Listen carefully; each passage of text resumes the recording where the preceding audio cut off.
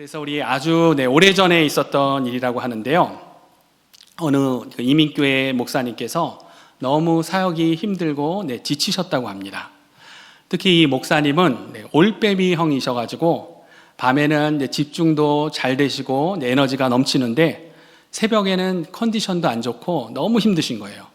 그래서 이제 새벽 예배를 날마다 인도하시는데 성도님들도 잘 안 모이고, 그래서 이제 새벽마다 너무 힘들고, 그래서 너무 힘드시니까 짜증이 나셔서 그러시면 안 되는데, 도대체 미국도 그렇고 다른 나라 교회들은 새벽 기도회가 없는데 왜 우리 한국 교회는 어떤 놈이 새벽 예배를 만들어 가지고 이렇게 힘들어하나, 그러면서 성경을 던지셨다고 합니다.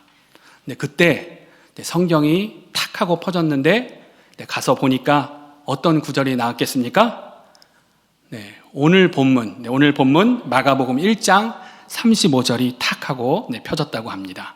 새벽 아직도 밝기 전에 예수께서 일어나 나가 한적한 곳으로 가사 거기서 기도하시더니, 새벽 아직도 밝기 전에, 해가 아직 뜨기 전 5시 30분경이죠. 그리고 그 어떤 놈이 누구셨습니까? 우리 예수님께서 많은 사역으로 피곤하셨을 텐데 일찍이 일어나셔서 한적한 곳에 가셔서 기도하셨습니다. 그래서 그 목사님이 눈물로 회개를 하고 그 이후로는 누구보다도 정성스럽게 새벽 제단을 준비하고 섬기셨다는 전설 같은 그런 이야기가 있습니다.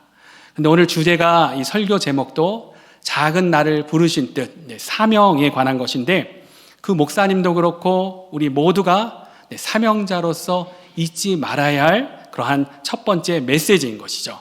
그것이 오늘 우리가 붙들 하나님이 주시는 메시지입니다. 그것은 바로 사명으로 사는 자는 기도로 사명을 점검한다는 것입니다. 우리 한번 다 같이 읽어볼까요? 시작! 사명으로 사는 자는 기도로 사명을 점검합니다. 아멘. 우리 35절도 우리 다 같이 한 목소리로 다시 읽어보겠습니다. 35절 같이 읽습니다.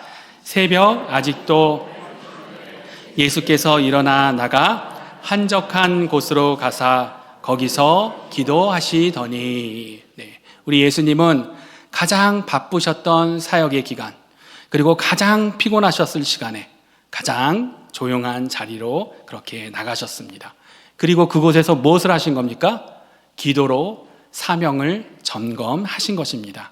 오늘 말씀을 보면 예수님이 새벽에 일어나서 기도하러 가시니까 베드로하고 몇 명의 제자들이 같이 일어나가지고 예수님을 뒤따라가죠.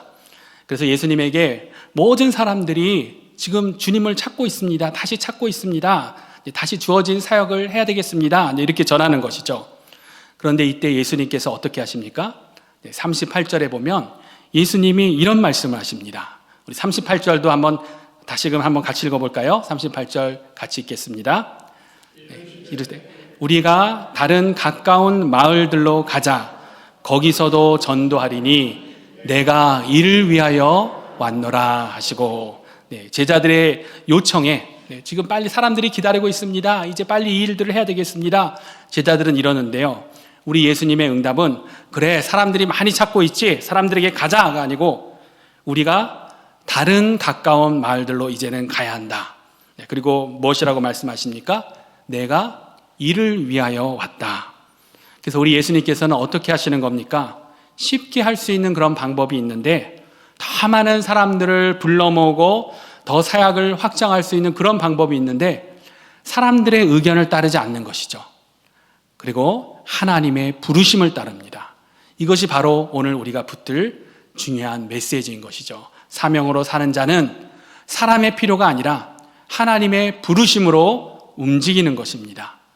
이 예수님이 오늘 보여주신 기도는 하나님이 주신 사명을 계속적으로 확인하고 그 사명이 흐려지지 않도록 붙드는 시간이 바로 기도의 시간인 것이죠. 우리도 바쁘고 상황이 바뀌고 하면 정신이 없을 때가 있습니다. 저도 이곳으로 이제 이사를 하고 환경이 완전히 이제 새롭게 바뀌니까 새롭고 낯설은 환경과 이제 상황 가운데 막 운전을 하면서도 나는 누구?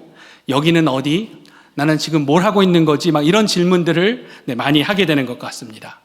근데 여러분, 비행기 조종사 파일럿들이요, 훈련하는 가운데 훈련 중에 반드시 하는 것이 비행기가 물에 추락했을 경우 생존하는 훈련입니다. 그래서 이 비행기가 하늘에서 바다로 팡 하고 추락을 하면 그 순간 이 조종사들은 방향 감각을 잃게 되는 거죠. 물속에서 비행기에서 그 탈출 의자에서 어떻게 이렇게 빠져나왔을지라도 그렇게 비행기가 물에 그렇게 물을 때리며 그렇게 물에 들어가면 중력이 느껴지지 않기 때문에 헤엄을 쳐가지고 물 밖으로 나와야 되는데 어디가 물 밖인지 어디가 하늘 방향인지를 알 수 없게 되는 겁니다. 그때 하는 훈련이 무엇입니까? 그때 기포가 올라가는 방향, 이 물방울이 올라가는 방향을 보고 그 방향으로 헤엄을 쳐야 살아날 수 있다고 합니다. 그 중요한 순간 엉뚱한 방향으로 바닷속으로 그 힘을 쓴다면 목숨을 잃게 되는 것이죠. 그런데 바로 기도가 그런 것입니다. 오늘 사명으로 사는 우리들은 기도로 사명을 점검해야 합니다. 기도로 방향을 점검해야 합니다. 사역에 바쁘다고 기도를 줄이는 것이 아니고요. 그리고 또 지금 너무 하는 일들이 잘 되고 있다고, 결과가 너무 좋다고, 그렇다고 해서도 방심해서도 안 되고 그 방향이 맞는지 기도로 점검하는 것을 멈춰서는 안 되는 것입니다. 우리 예수님이 그러하셨죠. 우리 예수님 사역 너무나 결과가 좋습니다. 사람들이 막 구름처럼 몰려듭니다. 제자들도 이제 사람들이 기다리고 있다고 어서 가자고 합니다. 그런데도 예수님은 기도로 방향을 확인하시고 여기가 아니라는 것이죠. 우리가 다른 가까운 마을들로 가자. 거기서도 전도하리니 내가 이를 위하여 왔노라. 그리고 기도로 하나님이 원하시는 방향을 향해 나아가십니다. 그래서 이제 사명자인 우리 모두 예수님처럼 새벽 미명 5시 30분 전에 일어나가지고 새벽 기도회를 가야 되는구나. 지금 홍 목사가 지금 빙빙 돌려서 그 얘기를 하고 있구나. 여러분 절대 그런 이야기가 아닙니다. 우리 주사랑교회 모든 사역과 신앙생활의 동기가 무엇입니까? 우리는 억지로 그냥 막 이렇게 신앙생활 안 하면 안 될 것 같아가지고 책임감과 의무감 이렇게 하면 하나님이 축복해 주실 것 같아서, 아니면 반대로 어떤 두려움, 내가 이렇게 안 하면 하나님이 그 치시면 어떡하지?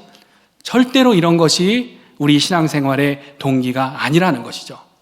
새벽에 너무 피곤하고 졸려 죽겠는데 그냥 막 억지로 그래서 나와야 하는 것, 이것은 복음, 기쁜 소식, 기쁨으로 사는 자의 모습이 아닌 것입니다. 오늘 본문에도 보면 예수님께서 제자 훈련을 아주 빡세게 시키신다면 그 새벽에 제자들 전체 기상, 베드로 기상, 야고보 기상하면서 지금부터 새벽 기도를 시작한다. 예수님이 이렇게 하셔도 되는 거죠. 그런데 우리 예수님 어떻게 하십니까? 새벽 아직도 밝기 전에 예수께서 일어나 나가 한적한 곳으로 가사 거기서 기도하시더니, 어떤 의무감, 어떤 강제로 그러한 것들을 명하시지 않습니다. 그래서 여러분, 사명자는 기쁨과 감사로, 그러나 반드시 기도의 자리로 나가야 합니다. 장소가 어디든, 교회에서든 집에서든 하나님이 주신 소중한 하루의 시작, 눈을 뜨자마자 그냥 주식으로, 눈을 뜨자마자 정치 뉴스로, 드라마 SNS로, 그리고 눈을 뜨자마자 회사 일로, 그렇게 하나님의 사명자들은 그렇게 시작하지 않는 것입니다. 또 하나님 주신 소중한 시간, 자야 될 때 안 자고 헛된 것에 우리의 인생을 낭비하지 않는 것입니다. 사명자로 부름받은 우리들은 우리 예수님처럼 하루의 시작을 기도로, 말씀으로, 큐티로 하루를 그렇게 시작하기를 원합니다. 기도로, 말씀으로 우리에게 주신 사명의 방향을 날마다 점검하면서 우리 하나님께 영광 돌리시는 하나님의 사명자들 되시기를 우리 주 예수님의 이름으로 축원합니다. 두 번째로 우리 사명자인 우리들에게 주시는 메시지는 사명으로 사는 자는 사랑으로 사명을 실행한다는 것입니다. 우리 한번 또 함께 같이 외치겠습니다. 시작. 사명으로 사는 자는 사랑으로 사명을 실행합니다. 다 지금 나왔습니다. 다시 하겠습니다. 시작. 사명으로 사는 자는 사랑으로 사명을 실행합니다. 아멘. 그리고 우리 40절, 41절 말씀 함께 같이 보도록 하겠습니다. 40절 같이 봅니다. 한 나병 환자가 예수께 와서 깨끗하게 하실 수 있나이다. 예수께서 불쌍히 여기사 손을 내밀어 그에게 대시며 이르시되 내가 원하노니 깨끗함을 받으라 하시니 아멘. 나병 환자는 사람들 앞에도 예수님께도 절대 나올 수 없는 그런 사람이었습니다. 레위기 규정에 의하면, 모세의 규정에 의하면 나병 환자는 멀찍이 떨어져서 옷을 찢고 머리를 풀고 윗입술을 가리고 나는 부정하다, 나는 부정하다 이렇게 외치면서 사람들로부터 떨어져서 혼자 살아야 되는 그러한 사람이었습니다. 그런데 이 나병 환자가 예수님을 찾아와서 꿇어 엎드리며 간구하는 거죠. 주님, 저를 원하시면 깨끗하게 하실 수 있습니다. 이 광경에 모든 사람들이 충격과 공포를 느꼈을 겁니다. 모세율법에 부정하다 외치며 함께 있어서는 안 될 나병 환자가 이렇게 가까이 와 있다는 것도 충격이고요. 또 이 끔찍한 병에 누구라도 옮으면 어떻게 됩니까? 다들 막 기겁하고 막 두려운 사람들은 서로 막 멀찍이 막 물러서려고 그렇게 하려고 서로 했었겠죠. 그런데 더 충격은 무엇입니까? 더 큰 충격은 예수님은 그를 밀어내지 않으시고 그냥 멀찍이 떨어져서 내가 나음을 얻었도다 하시는 것도 아니고 먼저 손을 내미셨습니다. 말씀으로 고치실 수도 있었지만 예수님은 이 나병 환자에게 손을 대십니다. 이 제자들과 주위에 있던 이 사람들이 받았을 이 충격, 여러분 상상이 가십니까? 그런데 오늘 말씀은 42절, 곧 나병이 그 사람에게서 떠나가고 깨끗하여 진지라. 아멘. 그 나병이 깨끗하여졌음을 증거합니다. 그래서 사명자인 우리가 오늘 이러한 예수님으로 인해 붙들 메시지는 무엇입니까? 사명은 말로 하는 게 아니라 예수님처럼 삶으로 보여줘야 하는 것이구나.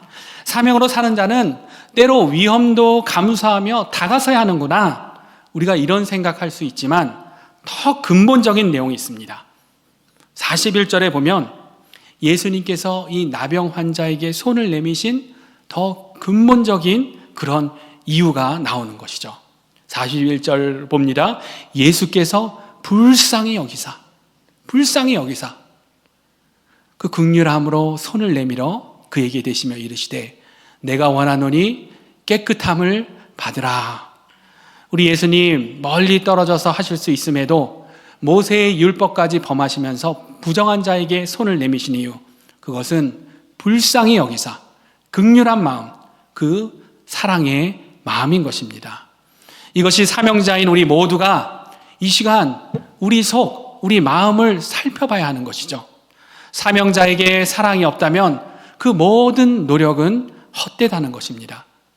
우리가 하나님이 기뻐하지 않는 죄를 생각하면 보통 거짓된 죄, 거짓말하는 거, 거짓하는 거, 우리 욕심, 남의 거를 탐내는 거, 또 어떤 거룩하지 못함, 음란함, 이런 죄를 주로 생각합니다.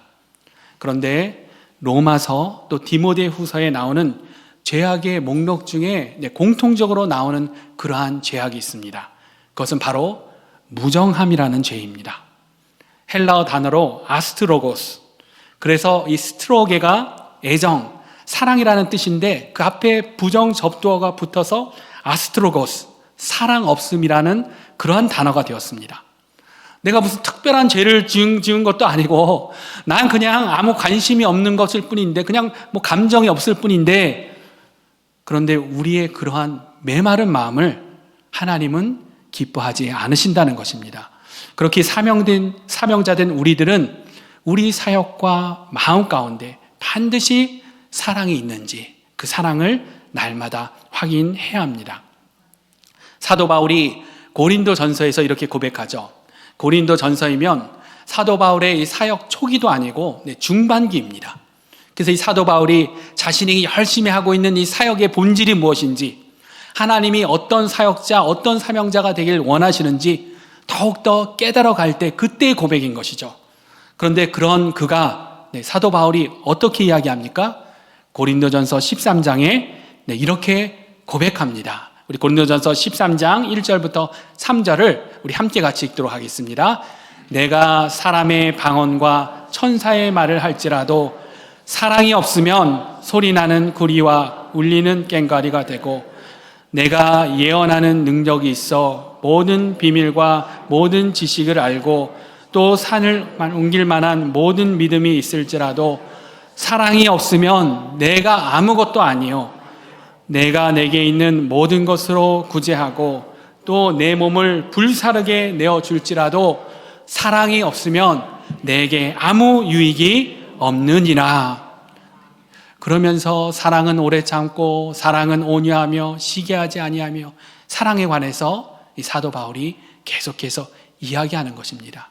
하나님이 주신 깨달음인 것이죠. 이렇게 고린도전서 13장을 사랑장이라고 합니다. 그리고 그 마지막 구절도 13절에 우리가 잘 아는 구절이죠. 우리 함께 읽겠습니다. 그런즉 믿음, 소망, 사랑 이 세 가지는 항상 있을 것인데 그 중에 제일은 사랑이라. 이렇게 선포합니다. 사도 바울의 이런 고백과 사랑이 어떻게 나옵니까? 바로 오늘 그렇게 나병 환자를 그냥 치유의 능력으로 메시아의 어떤 메시아적인 권능으로만이 아니라 불쌍히 여김으로 긍휼함으로 사랑으로 고치시는 예수님으로부터 주어진 그러한 사랑인 것입니다. 그래서 사명자된 우리들, 우리 마음속에 이러한 사랑이 있는지, 내가 감당하고 있는 사명, 이러한 사랑으로 행하고 있는지 살펴야 하는 것이죠. 혹시 무정함과 이 무뚝뚝함이 내 원래 성격이다, 이렇게 하시는 분들 계시다면 무뚝뚝함과 무정함은 다른 것이죠. 무뚝뚝하고 직설적이고 표현이 서투른 분이라도 그 마음에 긍휼과 사랑이 있을 수 있습니다. 그런데 무정함은 메마른 마음입니다. 우리 마음 가운데 이러한 무정함이 있다면 우리는 사랑의 은사를 간구해야 하는 것입니다. 우리 하나님께서 기뻐하지 않으시는 죄의 목록 중에 하나, 그 무정함을 사랑의 은사로 깨트려야 하는 것이죠. 그렇게 우리 모두가 우리 주신 사명을 긍휼함으로 사랑으로 그렇게 감당하시는 저와 여러분들 되시기를 우리 주 예수님의 이름으로 축원합니다. 마지막으로 사명자인 우리들 세 번째 주시는 메시지를 붙잡는다면 우리 함께 읽습니다. 사명으로 사는 자는 대가를 치르며 사명을 완주합니다. 아멘. 우리 44절부터 우리 45절도 다시 한번 읽도록 하겠습니다. 함께 읽습니다. 이르시되 삼가 아무에게 아무 말도 하지 말고 가서 내 몸을 제사장에게 보이고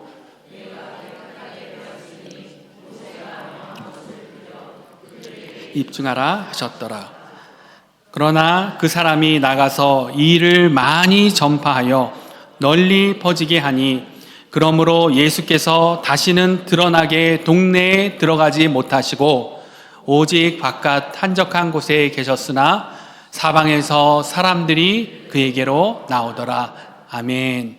우리 예수님 나병 환자를 만지시기까지 한 건 모세의 율법을 어긴 것이죠. 그런데 우리 예수님, 나는 율법을 폐하러 온 것이 아니라 완전하게 하러 왔다, 그렇게 하셨던 것처럼 또 고침받은 이 나병 환자에게는 모세의 율법을 따라 제사장에게 가서 정결해졌음을 입증하라고 그렇게 명하십니다. 그런데 삼가 아무에게도 아무 말도 하지 말라고 하셨는데 이 고침받은 환자가 너무 기뻐서 그랬겠죠. 그 나병이 걸린 이후로는 사랑하는 가족들과도 격리되고 그 재밌게 놀던 친구들에게도 갈 수 없고 공동체에도 들어갈 수도 없고 모든 사람들과로부터 격리되어서 나는 부정하다 하며 절망 속에 그렇게 비참하게 살아가야 했던 이 사람, 그런데 나병으로부터 치유함을 받고 얼마나 기뻤겠습니까? 그래서 예수님이 금하셨음에도 불구하고 이 일을 많이 전파하여 널리 퍼지게 했던 것이죠. 그런데 그 결과가 무엇입니까? 이 나병 환자는 그렇게 자유를 얻고 이제 그렇게 가고 싶었던 동네에 다시 들어가게 됩니다. 그런데 예수님은 그것 때문에 동네에 들어가지 못하게 되시는 것이죠. 45절에 이제 그렇게 되어 있죠. 그 사람이 나가서 이 일을 많이 전파하여 널리 퍼지게 하니 그러므로 예수께서 다시는 드러나게 동네에 들어가지 못하시고 오직 바깥 한적한 곳에 계셨으나, 그래서 고침받은 사람은 이제 동네에 들어갈 수 있지만 예수님은 그로 인해 동네에 들어가지 못하게 됩니다. 그런데 여기 바로 오늘 사명자에게 주시는 우리 세 번째 마지막 메시지가 있는 것이죠. 사명으로 사는 자는 때로는 대가를 치르며 사명을 완주해야 한다는 것입니다. 이것은 사명으로 사는 자가 감당해야 할 그러한 결과인 것이죠. 예수님께서 나병 환자를 살리기 위해 자신의 자리와 편의를 내려놓으셨던 것처럼 사명은 누군가를 살리고 그 대신 내가 어려워지고 내가 불편해질 수 있는 그러한 길인 것입니다. 그래서 제가 오늘 사명자, 우리의 사명 이렇게 하니까 오늘 설교는 사명자들, 주의 종들, 장로님, 권사님, 집사님, 우리 교회 리더들에게 하는 이야기인가 보다. 내 이야기는 아니다. 이렇게 생각하시는 분 아무도 안 계시죠? 하나님의 백성은 모두가 사명자입니다. 우리 모두는 기본적으로는 창조 사명, 창세기에 나와 있는 분명한 사명, The Creation Mandate. 그래서 우리 하나님이 이 세상을 창조하셨을 때 우리에게 주신 창세기의 사명, 생육하고 번성하여 땅에 충만하라. 하나님의 형상으로 창조된 우리들은 우리의 삶의 전 영역에서 하나님을 드러내며 이 세상을 잘 관리할 그러한 사명을 갖고 있는 것이죠. 또 우리 모두는 예수님이 주신 마태복음의 지상명령의 그런 사명을 갖고 있는 자들입니다. 모든 민족을 제자로 삼는 그리고 복음을 전파하는 그러한 사명이 바로 우리에게 주신 사명인 것이죠. 이것이 하나님께서 우리에게 생명을 주셨고 지금 이 시대 2026년 이 땅에 존재하고 있는 우리들의 가장 기본적인 사명인 것입니다. 그래서 나는 이런 사명을 감당하기 위해 이제부터 굶주리는 아프리카 어린이들을 살리고 물 없는 아프리카의 우물을 파주고 무슬림 땅에 성경을 공급하고 핍박받는 나라들 그 지역교회들을 돕고 오지의 선교사님들을 후원하고 어려운 개척교회들을 돕고 그리고 노숙자 사역을 더 열심히 하고 나는 이렇게 사명자로서 하나님 주신 사역을 감당해야 하겠다 하시는 분이 계실 수도 있죠. 또 이런 사역을 또 잘 감당하고 계시는 그러한 분들이 있습니다. 그런데 또 반대로 내 인생은 이런 사명들하고는 상관이 없는 것 같다. 나한테는 이런 사명을 안 주신 것 같다 하시는 그러한 분들이 계실지 모릅니다. 그러나 하나님께서 우리에게 주신 사명은 우리의 삶의 전 영역에서 하나님을 드러내며 이 세상을 잘 관리할 그러한 사명, 또 우리의 인생 가운데 복음을 전하는 사명은 우리가 생각하는 어떤 거창한 것들만 하나님이 원하시는 그러한 사명이 아닙니다. 우리의 자녀들을, 우리의 손주들을 사랑으로 돌보고 양육하는 그러한 사명, 우리의 배우자를 사랑으로 케어하고 기도하는 그러한 사명, 우리의 부모님을 또 사랑으로 케어하는 것, 우리의 불신 친구들을 가족을 위해 포기하지 않고 계속해서 사랑을 전하고 기도해 주는 것, 그리고 지금 이 시대에 교회를 많이들 떠나고 있는 우리 젊은 세대들, 다음 세대들, 우리 유스 젊은이들의 멘토가 되어주는 것, 우리가 희생하며 타인을 위해 섬기고 있는 모든 것이 바로 하나님이 우리에게 주신 소중한 사명이라는 것입니다. 우리가 나중에 하늘나라에 가서 하나님 앞에 서게 될 때 결코 그것은 작은 사명이 아닌 것입니다. 우리 하나님 분명히 잘하였도다 착하고 충성된 종아, 내가 적은 일에 충성하였음에 내가 많은 것을 내게 맡기리니 내 주인의 즐거움에 참여할지어다. 우리 하나님 분명 이렇게 말씀하실 것입니다. 우리 크신 하나님 앞에서는 우리가 내 힘으로 내 능력으로 자랑하려는 어떤 그 사명도 하나님 앞에는 정말 작은 일일 수 있고, 그리고 정말 우리가 일터에서 하나님의 백성으로 행하는 아주 작은 일, 예수님의 사랑으로 미소를 전하는 일, 아주 작은 일일지라도 칭찬받는 그러한 큰 사명일 수 있다라는 것입니다.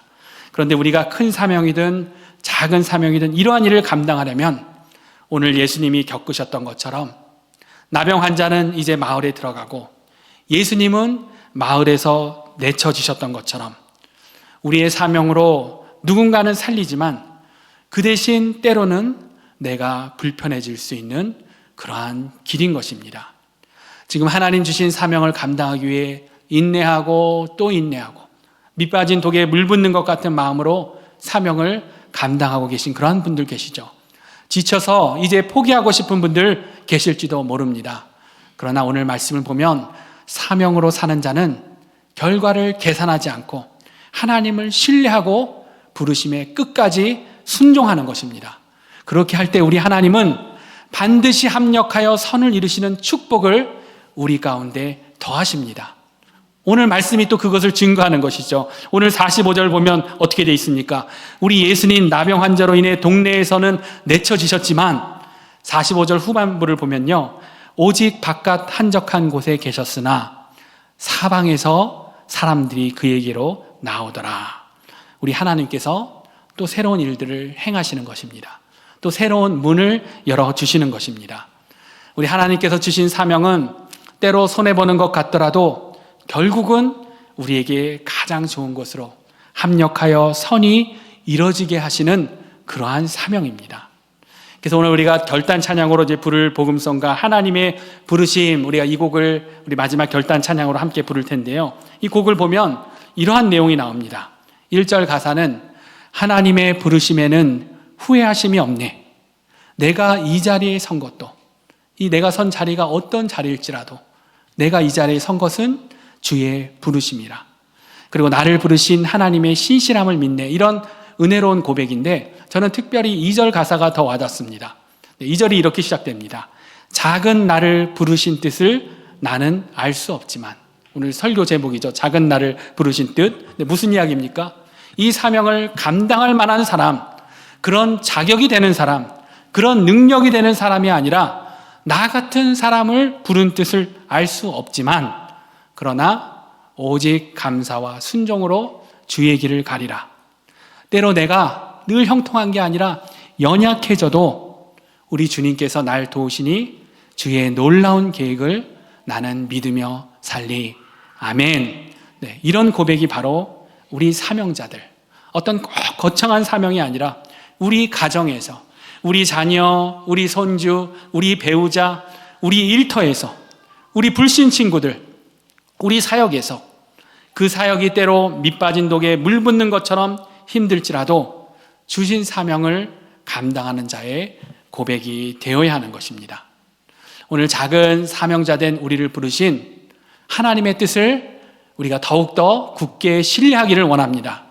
우리 예수님께서 기도로 사명을 붙드시고 사랑으로 그 사명을 살아내시고 그 사명의 대가를 감당하실 때 우리 하나님께서 또 다른 새로운 길을 열어주신 것을 우리가 기억하면서 우리 예수님께서 가르쳐 주신 사명자의 모습으로 2026년 또 우리에게 새롭게 주신 2월달 주신 사명을 더욱 아름답게 이뤄내시는 저와 여러분들 되시기를 우리 주 예수님의 이름으로 축원합니다.